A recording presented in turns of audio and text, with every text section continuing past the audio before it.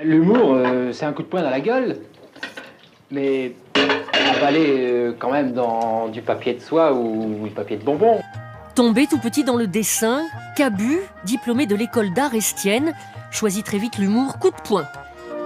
Avec le personnage du grand Duduche qui lui ressemble comme un frère, il fustige les institutions, l'école, l'armée, la police.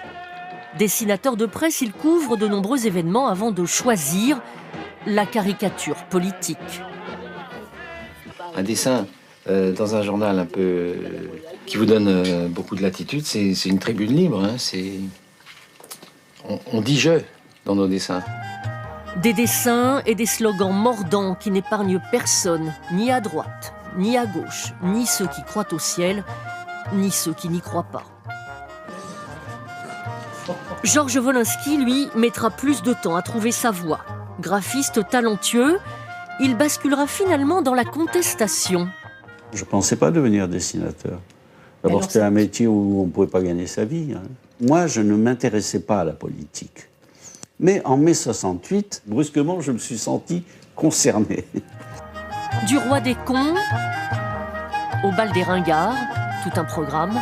Il impose son style et collabore à de nombreux journaux, dont Paris Match, qui publiera demain ce dessin, son dernier.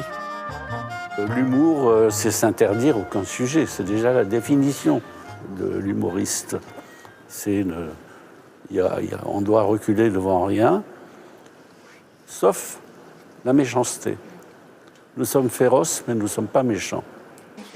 En novembre 2011, après un premier attentat, le grand public découvrait le visage de Charb, dessinateur et directeur de la rédaction, protégé par des policiers 24 heures sur 24. Mais comme ses amis assassinés aujourd'hui, il cachait depuis toujours derrière sa bouille de premier de la classe le goût de la satire et de la critique sociale. Quand un sujet se prête à la rigolade, je fais qu'un truc rigolo, mais quand c'est un sujet qui traite de l'armée ou de la guerre ou des choses comme ça, c'est plus pédago, voire un peu plus militant, quoi. À Charlie Hebdo, il avait trouvé une famille. On dirait un vrai journal, eh. Pour lui, le dessin de presse était un moyen d'expression populaire et immédiat.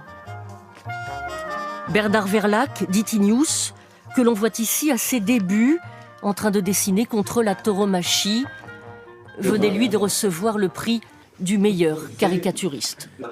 Au milieu de ces sales gosses teigneux, un professeur, Bernard Maris, un économiste respecté mais qualifié de franc-tireur, tant sa parole parfois détonnait. Les économistes d'aujourd'hui sont un petit peu les médecins de Molière d'autrefois, c'est-à-dire que ce sont des gens qui donnent des théories absolument invérifiables, qui maquillent un pseudo-savoir derrière un déluge de chiffres, qui servent en fait un petit peu à masquer leur incompétence, et derrière leur incompétence, la réalité. Un peu avant midi, réunis dans cette salle, c'est avec une mort bête et méchante qu'ils avaient rendez-vous.